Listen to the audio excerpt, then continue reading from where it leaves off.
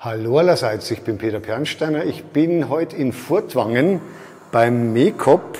Das ist ein Modelleisenbahnverein, der hier in der Friedrichsschule in Furtwangen ist. Und ich begrüße jetzt den Peter Fehrenbach, der ist zweiter Vorsitzender dieses Vereins. Und der zeigt mir ein bisschen was vom Verein. Jawohl, hallo auch alle miteinander. Genau, wir machen einen kleinen Rundgang einmal zu unserer Modellbahn Welt in Spur H0 sowie auch in der Spur 1. Das heißt, also, es gibt in der Mitte von diesem Raum, ich schätze es mal 60, 65 Quadratmeter groß ist dieser Raum, den ihr hier seit wann betreibt? Wir sind hier in dieser Räumlichkeit in der Friedrichsschule seit 2014. Aha. Genau. Und insgesamt, wie lange gibt es so einen Verein insgesamt? Ja, der Verein besteht seit 2003. Da war der Verein erst einmal 10 Jahre in Vöhrenbach und hat da sein Domizil gehabt. Aber aufgrund von Eigenbedarf hat damals dieser ehemalige Besitzer, der hat eben Eigenbedarf angemeldet und so war der Verein entsprechend natürlich vor der Wahl gestellt, ja gut, was machen wir, wo gehen wir hin? Und dann hat sich aber die Stadt Furtwangen relativ schnell gemeldet und hat gesagt, horcht her, wir hätten die Möglichkeit, die ehemalige Hausmeisterwohnung der Friedrichsschule, die steht leer, die hat circa um die 80 bis 90 Quadratmeter. Da könnt ihr mal angucken, ob ihr da was mitmachen könnt. Und gesagt, getan, in relativ schneller Zeit wurde der Verein dann hier tätig aktiv, hat sämtliche Modellbahnteile von Vöhrenbach auf den Wagen gepackt und hier dann in die Friedrichsschule gefahren. Und so sind wir jetzt eben seit 2014 hier ansässig in der ehemaligen Hausmeisterwohnung der Friedrichsschule. Und das sind also jetzt hier zwei Welten. Einmal in der Mitte die H0-Welt mit Märklin-K-Gleisen. Es gibt danach noch zwei einzelne Videos, wo ich dann Fahrbetrieb zeige mit den jeweiligen Anlagen. In der Mitte ein Fall-K-System und außenrum ist hier auch nochmal H0. Das sind jetzt hier alte Märklin-M-Gleise in mehreren Etagen. Also Schattenbahnhof ist hier nicht nur einer, sondern viele. Und oben ist hier noch ein Schauanlagenbereich, bei dem hier 180 Loks, habe ich mir vorher schon erzählen lassen, als Präsentationsfläche aufgebaut sind. Und auch das zeige ich nachher im H0-Video separat noch mal ein bisschen ausführlicher, wie das läuft. Man sieht hier jede Menge Loks, die zeigen wir nachher auch ein bisschen langsamer, weil das ja eine richtig schöne Ausstellung ist. Und man kann mit jeder Lok, die hier präsentiert ist, dann auch auf die Anlage fahren. Und die Spur 1 Anlage, die besteht aus eigentlich zwei großen Ovalen und dann einem großen Bahnhofsbereich und einem kleinen Bahnhofsbereich. Und das schauen wir uns jetzt mal so ein bisschen im Schnelldurchgang an. Auch da gibt es danach dann nochmal ein etwas ausführlicheres Video. Genau. Also was haben wir jetzt hier? Das heißt, wir haben hier eine große Brücke, mit der man dann durchgehen kann, damit es bequem ist. Und wie macht man das, dass der Zug nicht versehentlich abstürzt? Also der hat natürlich hier eine entsprechende Stoppsicherung. Das wäre natürlich fatal, wenn jetzt hier ein schöner Zug, wie da zum Beispiel der Orient Express, wenn der da entsprechend daherstampft in voller Geschwindigkeit und die Brücke wäre offen, gerade am Tag der offenen Tür, geht natürlich bei Besuchern, da strömen ja die Besucher scharenweise rein, raus und wie auch immer. Und wenn dann hier entsprechend der Zug daherkommt und die Brücke wäre offen und es gäbe hier der Absturz, also das wäre nicht lustig. Da würden ein paar Euro da zu Bruch gehen. Das wollen wir nicht, genau. Und natürlich in dem Zusammenhang, dann wird die Brücke entsprechend geschlossen, hier durch einen Kontakt, dann entsprechend ist hier der Stromkreis wieder geschlossen, dann kann der Zug entsprechend durch und weiterfahren. So wäre das entsprechend gedacht. Genau. Gut, dann schauen wir uns jetzt hier einfach mal die Anlage ein bisschen im schnellen Durchlauf an. Hier ein kleines Stellwerk. Ja, mit einem wunderbaren Innenleben, da haben wir noch ein Licht. Da also hat unser Kollege, der Michael Kreier, das ist unser unglaublich verspielter, detailverliebter Kollege, der von einer Brille auf dem Schreibtisch bis hin zum Bleistift, alles ist also hier entsprechend detailliert und vorbildlich entsprechend dargestellt. Genau. Und ja, dann gehen wir mal weiter, machen wir mal die Runde. Ich mache wieder offen, das ist ja im Moment kein Zugbetrieb. Hier beginnend mit einem kleinen Tanklager. Ja, der entsprechende Kollege mit Zigarette an diesem Tanklager, das ist natürlich nicht schön. Das ja, ist halt ein Gag. Genau. Und dann haben wir noch ein kleines Bahnbetriebswerk. Ja, das ist so ein Nebenbahnbetriebswerk. Der Platz hat ein größeres Nichtzulassen, aber hier können doch immerhin Kohlen und entsprechend Wasser gebunkert werden und die Dampfloks wieder restauriert werden. Und das Gleissystem, mit dem ihr hier fahrt? Ja, das Gleissystem ist ein Gleis der Firma Thiel, ähnlich analog wie Lehmann Großbahn. Es ist also vom Profil her etwas gröber wie jetzt beispielsweise Märklin oder andere Hersteller, aber dieses Gleis, ja gut, das hatte mir zur Verfügung stehend, dann haben wir es verwendet und von daher, ja, also es ist sehr, sehr robust und aber auch relativ betriebssicher. Das heißt also im Endeffekt, da könnten dann auch LGB-Loks fahren, wenn es Profil und die Tunnels passen. Ganz genau. Hin und wieder. Jawohl, wir Oder haben amerikanische Züge von MTH. Ja, ganz genau, korrekt. Wir hatten auch tatsächlich einen Kollegen, der hatte LGB-Fahrzeuge, die schöne Rätische Bahnfahrzeuge aus der Schweiz, die ja in ihrer Profilgröße eben natürlich größer sind. Die sind im Maßstab 1:22,5, aber eben auch passend zu dem Gleis dann entsprechend. Genau. Und dann ist hier so am Rand, die Fenster sind hier Lamellenvorhänge, ist auch ganz schön, muss man mal zeigen. Die sind dann einfach hier mit angetackert dann mit Fototapete. Das ist auch mal eine Idee, wie man das machen kann. Genau. Tut es dann ja auch. Und auf die Art und Weise hat man dann trotzdem schöne Wolken und hat es dann eben einigermaßen dezent hier. Und hier ist eben so eine Fachwerkstatt und hier ein etwas moderneres Gebäude, eine Lagerhalle, ein Bahnhof, Bahnhof Waldhausen. Wahrscheinlich auch irgendein Vorbild. Hier ist gerade zum Pfeifen hören die Baureihe 92, die hören wir und sehen wir später auch nochmal. So eine nagelneue KM1-Lok, nee, neue von KISS. KISS. Ja, genau. KM1 haben wir auch eine, das ist jetzt hier eine KM1-Lok, Ja. das ist die V200. Auch die werden wir hoffentlich im zweiten Video dann im Fahreinsatz sehen. Ja, V200 gehört eigentlich auf jede Modellbahn, sowohl in Spur H0 oder in Spur 1. Ja, das ist einfach ein Klassiker. Und hier in der Region sowieso, wir sind ja hier in der Nähe der Schwarzwaldbahn, die V200 und die Schwarzwaldbahn, das gehört zusammen. Und hier gibt es eine schöne große Burg. Hat die irgendwo ein Vorbild? Ja, die Burg an sich hat eigentlich kein Vorbild. Der Turm und gewisse Bauelemente auch von der Stadtmauer her hat eigentlich eine Anlehnung an die Zerringer Stadt Villingen, Villingen-Schwenningen, hier die große Kreisstadt im Schwarzwald-Baar-Kreis.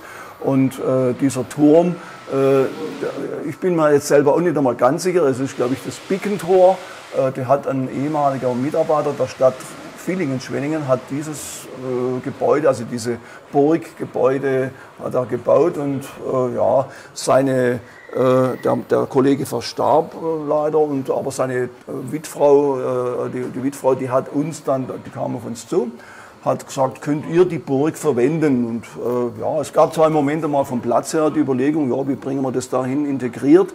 Ja, und so haben wir das aber schön gelöst in das Eck rein und hier dann entsprechend mit den Arkaden, wo das Gleis 3 durchführt. Und so hat man die Burg schön entsprechend hier platzieren können. Und ja, ist also ein schönes Detail am Rande. Ja.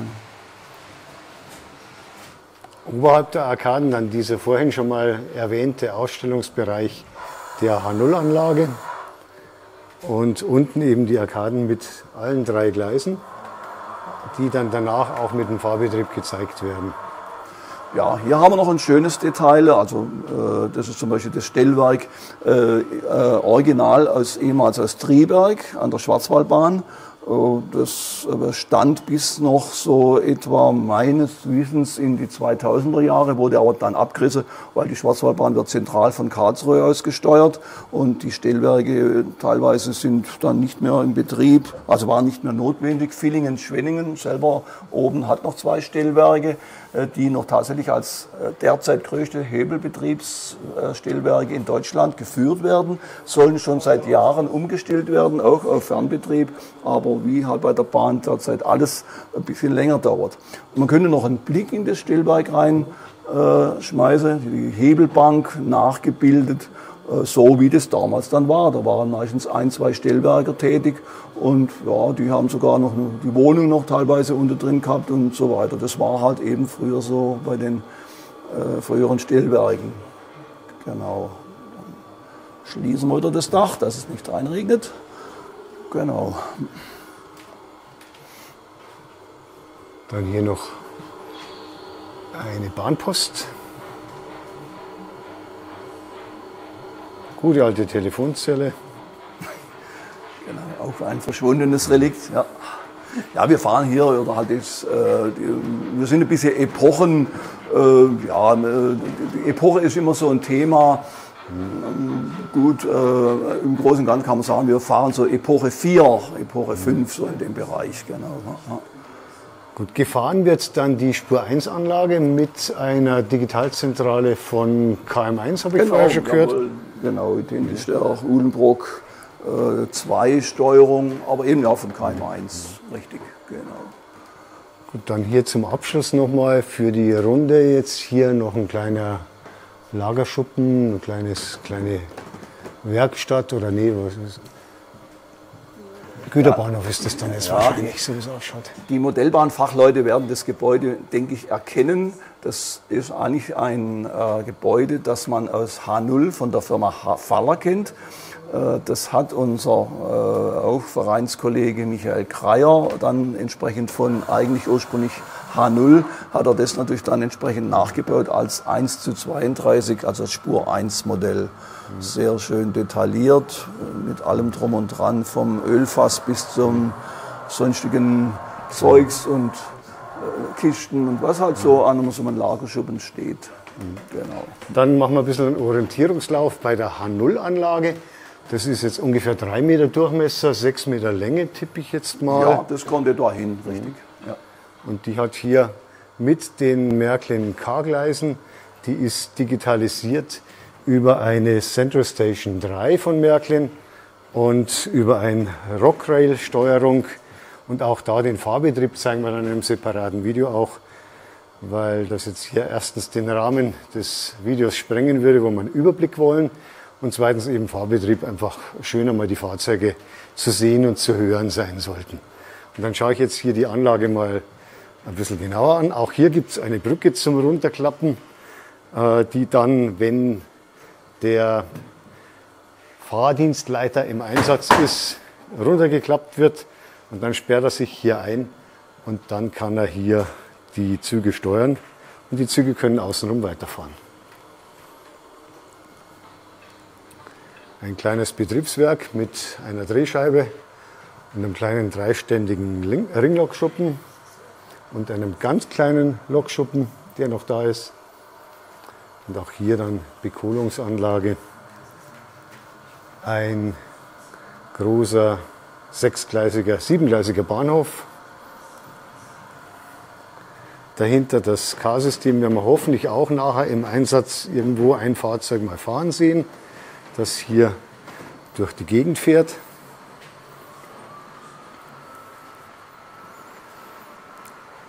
Und hier oben ein kleines Bergdorf, das hier nachgebildet ist.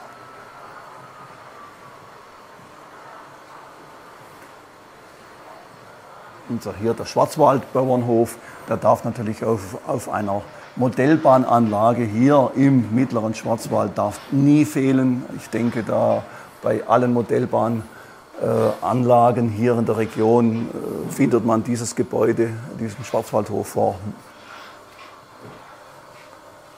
Und hier ein Hosenträger auch komplett mal aufgebaut für den doppelseitigen Gleiswechsel.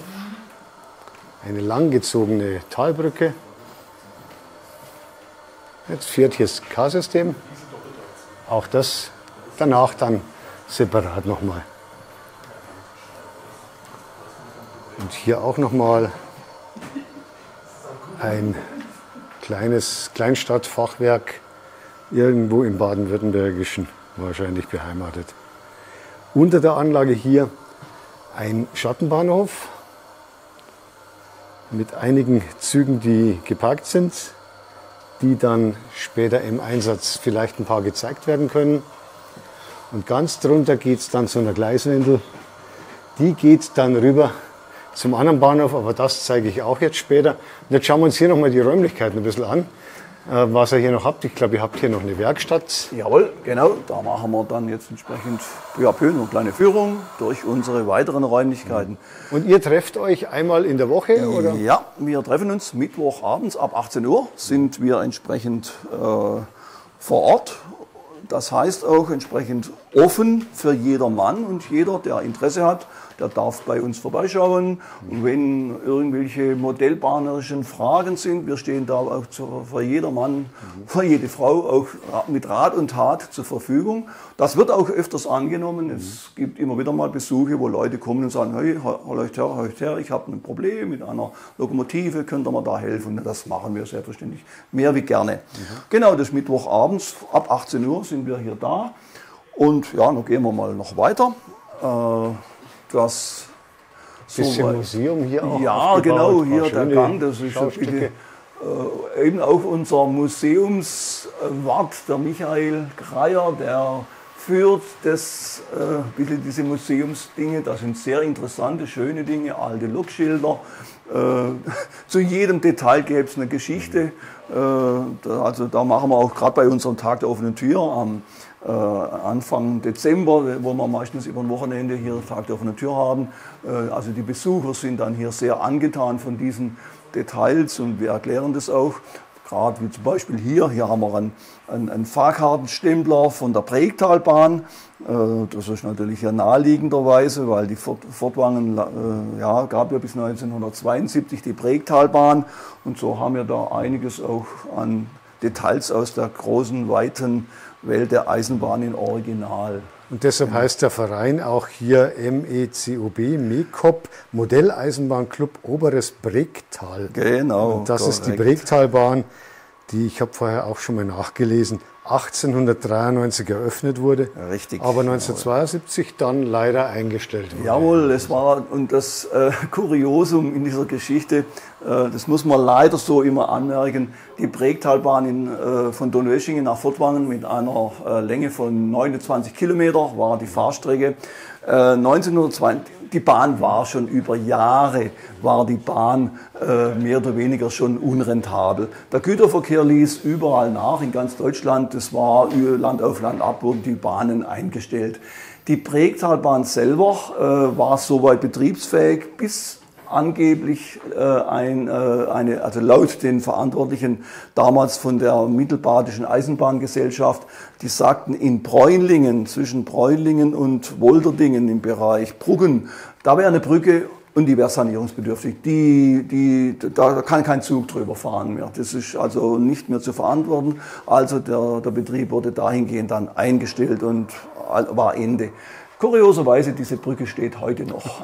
Das ist immer so ein bisschen die witzige Anekdote an der Geschichte.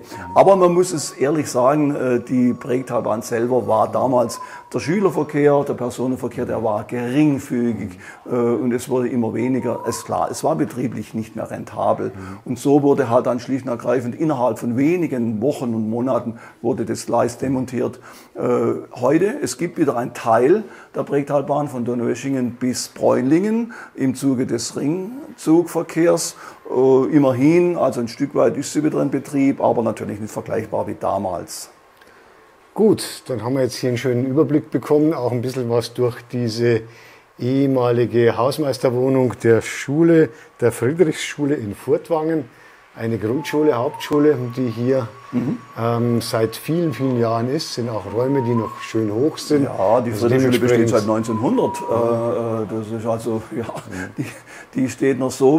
Meine Frau ging hier schon zur Schule und von daher, ja, das Gebäude steht noch felsenfest so wie seit 120 Jahren.